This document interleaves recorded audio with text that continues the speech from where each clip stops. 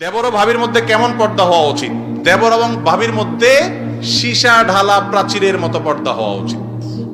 দুনিয়ার যে মহিলার সাথে সবচেয়ে কঠিন ভাবে পর্দা করতে হবে সেই মহিলা হলো ভাবি। যে মহিলার সাথে সেই পুরুষ হলো দেবর, তার সাথে পর্দা বেশি করতে হবে মেয়েদের জন্য। আর ওই মহিলার সাথে পর্দা সবচেয়ে বেশি করতে হবে যিনি হলেন দেবরের ভাবি অথবা কোন পুরুষের শ্যালিকা। নবী সাল্লাল্লাহু আলাইহি ওয়াসাল্লাম বলেছেন, আল হামু ওয়াল মউত, এরা হলো মউতের মতো। ঘরে থাকে একসাথে, মনে করা হয় ঘরেরই তো লোক, বড় ভাইয়ের বই তো, বড় ভাই আমার কোনো দোষ মনে করে না। আস্তে আস্তে আস্তে তলে তলে তলে হারামের দিকে চলে যায়। হারাম সরাসরি না হোক, মনে মনে হয়, বিভিন্ন ভাবে হয়। এই নবী সাল্লাল্লাহু আলাইহি ওয়াসাল্লাম সাবধান করেছেন।